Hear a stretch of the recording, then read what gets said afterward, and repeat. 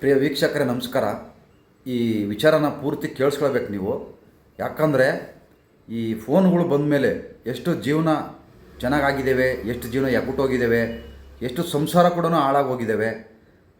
ಯಾಕಪ್ಪ ಅಂದರೆ ಈ ಕಂಪ್ನಿಯವರು ಇವತ್ತೇನು ಸಿಮ್ ಕಂಪ್ನಿಯವರು ಆಫರ್ ಮೇಲೆ ಆಫರ್ ಬಿಡ್ತಾರೆ. ಇದೇ ರೀತಿ ಆಫರ್ಗಳು ಒಳ್ಳೆ ಕೆಲಸದಲ್ಲಿ ಬಿಡಿ, ಒಳ್ಳೆ ಕೆಲಸ ಕೊಡ್ತೀವಿ ಬನ್ನಿ ಅಂತೇಳಿ ಎಜುಕೇಷನಲ್ಲಿ ಆಫರ್ ಬಿಡಿ. ಅದರಲ್ಲಿಲ್ಲ ನೋಡಿ, ಜನಗಳ ಜೀವನ ಹಾಳು ಮಾಡೋಕ್ಕೆ ಇದರಿಂದ ಏನೂ ಪ್ರಯೋಜನ ಇಲ್ಲ. ಜೀವನ ಎಕ್ಕುಟ್ಟು ಹೋಗ್ತವೆ ಹೊರತು ನಮ್ಮ ಅದ್ಭುತವಾದ BSNL ಎಷ್ಟು ಅದ್ಭುತವಾಗಿತ್ತು, ಭಾರತ ಸಂಚಾರ ನಿಗಮ ನಿಯಮಿತ ಅಂತ. ಅದರಲ್ಲಿ ಎಷ್ಟೋ ಜನ ಸಾವಿರಾರು ಲಕ್ಷಾನುಗಟ್ಟಲೆ ಇಡೀ ಭಾರತ ದೇಶದಲ್ಲಿ ಕೆಲಸ ಮಾಡ್ತಿದ್ರು. ಅದನ್ನು ಮುಂಡ ಮುಚ್ಚಿಕ್ಬಿಡುತ್ತಾ ಎಲ್ಲರೂ ಸೇರ್ಕೊಂಡು.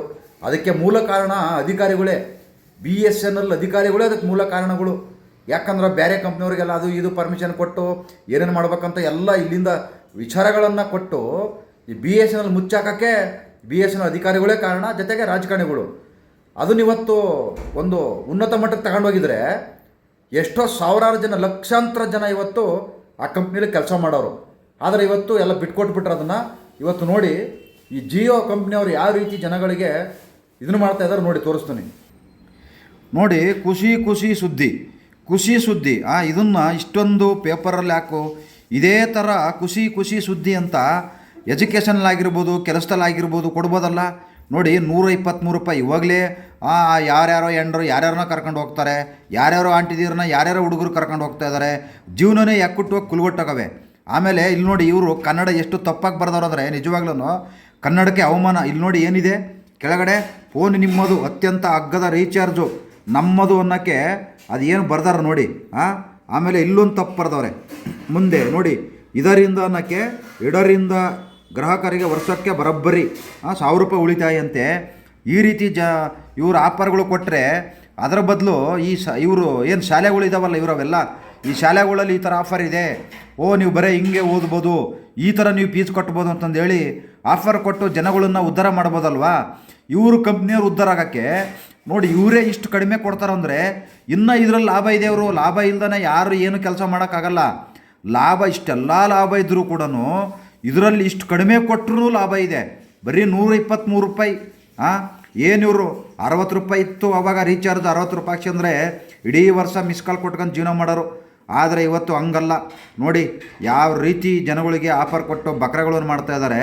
ಇವಾಗ ನೋಡ್ತಾ ಇದ್ದೀವಲ್ಲ, ಯಾರೋ ಎಂಡರು ಯಾವನೋ ಹಿಂದೆ ಓಡೋಯ್ತಾಳೆ, ಇಲ್ಲ ಇನ್ನೊಬ್ಬನ ಎಂಡರು ಯಾವನೋ ಹುಡುಗ 22 ವರ್ಷ ಹುಡುಗ, 40 ವರ್ಷದ ಆಂಟಿ, ಈ ಥರ ಓಡೋಗ್ತಾ ಇದ್ದಾರೆ. ಸಂಸಾರನ ಎಕ್ಕುಟ್ಟು ಕುಲ್ಗಟ್ಟು ಹೋಗ್ತಾ ಇದ್ದಾವೆ ಈ ಥರ ಆಫರ್ ಬಿಟ್ಟು. ಇನ್ನೂ ಎಷ್ಟು ಸಂಸಾರಗಳು ಹಾಳಾಗೋಗ್ಬೇಕಾ ಗೊತ್ತಿಲ್ಲ. ಆದರೆ ಜನಗಳು ಆದಷ್ಟು ಎಷ್ಟು ಅಂದರೆ ಊಟಕ್ಕೆ ಉಪ್ಪಿನಕಾಯಿ ಥರ ಉಪಯೋಗಿಸ್ಕೋಬೇಕು. ಅದು ಬಿಟ್ಬಿಟ್ಟು ಇದೇ ನಮಗೆ ಊಟ ಅಂತ ಉಪಯೋಗಿಸ್ಕೊಂಡ್ರೆ ನಿಮ್ಮ ಜೀವನನೇ ಎಕ್ಕುಟ್ಟು ಹೋಯ್ತವೆ.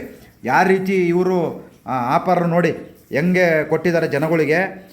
ಇದನ್ನು ಇದೇ ಥರ BSNL ಏನಾರು ಕೊಟ್ಟಿದ್ರೆ ಇವತ್ತು BSNL ಸಾವಿರಾರು ಜನ, ಲಕ್ಷಾಂತರ ಜನ ಕೆಲಸನೂ ಸಿಗೋದು.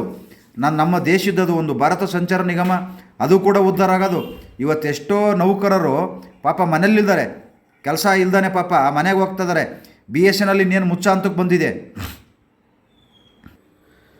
ನೋಡಿದ್ರಲ್ಲ ಯಾವ್ಯಾವ ರೀತಿ ಆಫರ್ಗಳು ಕೊಡ್ತಾ ಇದ್ದಾರೆ ಈ ಕಂಪ್ನಿಯವರು. ನಿಜವಾಗ್ಲೂ ಎಷ್ಟೋ ಸಂಸಾರಗಳು ಕುಲ್ಗೆಟ್ಟೋಗಿದ್ದಾವೆ ಇದರಿಂದ. ಏನಿದೆ ಇದರಿಂದ ಏನು ಜೀವನ ಉದ್ಧಾರ ಆಗ್ತಾಯಿಲ್ಲ. ಆ ಕಂಪ್ನಿಯವರು ಉದ್ಧಾರ ಆಗ್ತಾ ಇದ್ದಾರೆ. ಈ ತರಕಾರಿನೂ ಮಾರಲ್ಲ ಸರ್ಕಾರ. ತರಕಾರಿ ಒಂಥರ ಫ್ರಿಜ್ಜಲ್ಲಿಟ್ಟು ಮಾರ್ತಾ ಇದ್ದಾರೆ.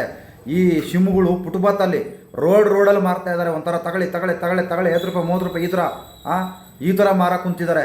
ಅಲ್ಲಿ ಕೆಲಸ ಇದೆ ಬನ್ನಿ, ಇಲ್ಲಿ ಕೆಲಸ ಇದೆ ಬನ್ನಿ, ಯಾರು ಕರಿತೇ ಇಲ್ಲ. ಬರೀ ದುಡ್ಡು. ನಾಳೆ ಇವ್ರೇನು ಸ್ವತ್ತಾಗ ಏನು ದುಡ್ಡು ಮುಚ್ಚಲ್ಲ. ಇವ್ರೇನು ಎಷ್ಟು ಕೋಟಿ ಸಂಪಾದನೆ ಮಾಡಿದ್ರು ದುಡ್ಡು ತಿನ್ನಲ್ಲ. ರೈತರು ಬೆಳೆದಿರ್ತಕ್ಕಂಥ ಅನ್ನನೇ ತಿನ್ಬೇಕು ಇವರು. ಎಷ್ಟೇ ದುಡಿದ್ರು, ಎಷ್ಟೇ ಕೋಟಿ ಸಂಪಾದನೆ ಮಾಡಿದ್ರು ಕೂಡ ಹೊಟ್ಟೆಗೆ ಅನ್ನನೇ ತಿನ್ನಬೇಕು. ಯಾರು ಕೂಡ 1 ರೂಪಾಯಿ ದುಡ್ಡು ತಿನ್ನೋಕ್ಕಾಗಲ್ಲ. ಒಂದೇ 2 ರೂಪಾಯಿ ನೋಟು ಕೂಡ ತಿನ್ನೋಕ್ಕಾಗಲ್ಲ. ಗೊತ್ತಾಯ್ತಾ? 500 ರೂಪಾಯಿ ನೋಟು ಕೂಡ ತಿನ್ನೋಕ್ಕಾಗಲ್ಲ. ನಿಮ್ಮ ಹತ್ರ ಸಾವಿರಾರು ಕೋಟಿ ರೂಪಾಯಿ ದುಡ್ಡಿದ್ರು ಈ ಥರದವೆಲ್ಲ ಆಫರಿಂದ ಹೋಗಬೇಡಿ. ಜೀವನ ಹಾಳು ಮಾಡ್ಕೋಬೇಡಿ. ಅದನ್ನು ತಗೊಂಡ್ರೆ ಒಳ್ಳೆಯದಕ್ಕೆ ಉಪಯೋಗಿಸ್ಕೊಳ್ಳಿ. ಆದರೆ ನೋಡ್ತಾ ಇದ್ದೀವಲ್ಲ ಇವತ್ತು ಯಾರ್ಯಾರು ಹೆಂಗೆ ಆಡ್ತಾ ಇದ್ದಾರೆ, ಹೆಂಗೆ ಕುಣಿತಾ ಇದ್ದಾವೆ, ಹೆಂಗೆ ಕೆಪ್ರಗಳು ಥರ ಆಡ್ತಾ ಇದ್ದಾವೆ. ನೋಡ್ತಾ ಇದ್ರಲ್ಲ. ಇಷ್ಟಾದರೂ ಕೂಡ ಇಂಥವೆಲ್ಲ ಸರ್ಕಾರಗಳು ಇವನ್ನೆಲ್ಲವೂ ಸ್ವಲ್ಪ ಕಂಟ್ರೋಲ್ ಮಾಡಬೇಕು. ಇದ್ರ ಬದಲು ನಮ್ಮ ಹುಡುಗರಿಗೆ ಎಜುಕೇಷನ್ ಕೊಡಬೇಕು, ನಮ್ಮ ಮಕ್ಕಳಿಗೆ ಎಜುಕೇಷನ್ ಜಾಸ್ತಿ ಕೊಡಬೇಕು. ಆವಾಗ ನಮ್ಮ ದೇಶ ಸ್ವಲ್ಪ ಉದ್ಧಾರ ಆಗುತ್ತೆ. ಈ ರೀತಿ ಇವರು ನೆಟ್ಗಳು ಆಫರ್ ಕೊಡೋದು, ಅನ್ಲಿಮಿಟೆಡ್ ಕಾಲ್, ಇವಾಗಲೇ ಕುಳಿಗಟ್ಟು ಯಾವಾಗ ನೋಡಿದ್ರು 20 ಗಂಟೆ ಮಾತಾಡ್ತಾನೆ ಇರ್ತವೆ ಕುಂತ್ಕೊಂಡು. ಕೆಲವು ಪುರುಸೊತ್ತಿಲ್ದಂಗೆ ಮಾತಾಡ್ತಿರ್ತಾರೆ. ಈಗಲೂ ಕೂಡ ಎಷ್ಟೋ ಜನ ಪಾಪ ಹೆಣ್ಮಕ್ಳು ಈ ಗಂಡಸರು ಎಲ್ಲ ಸೇರ್ಕೊಂಡು ಯಾಕುಟ್ಟೋಗಿ ದಿನ ಒಂದೊಂದು ಫೋನ್ ಬರ್ತಾವೆ ನಮಗೆ. ಅಣ್ಣ ಅವನು 5 ಲಕ್ಷ ಇಸ್ಕೊಂಡು ಹೋದ, ಅಣ್ಣ ಇವರು 10 ಲಕ್ಷ ಇಸ್ಕೊಂಡು ಹೋದರು. ಬರೀ ಇಂಥವೇ ಫೋನ್ ಬರೋದು ನಮಗೆ. ಬರೀ ಇದೇ ಥರನೇ. ಇಷ್ಟು ಹೇಳಿದ್ರು ಕೂಡ ಜನಗಳು ಕಲಿಯಲ್ಲ, ಏನು ಮಾಡೋಕ್ಕಾಗಲ್ಲ. ಇರೋ ವಿಚಾರ ತಿಳಿಸಿದ್ದೀವಿ. ಇದು ಇಷ್ಟ ಆದ್ರೆ ತಗೋಬೋದು, ಇಲ್ಲ ಬಿಟ್ಟರು ಬಿಡ್ಬೋದು, ನಿಮ್ಮ ಇಷ್ಟ. ನಮಸ್ಕಾರ, ಎಲ್ಲರಿಗೂ ಒಳ್ಳೆಯದಾಗಲಿ.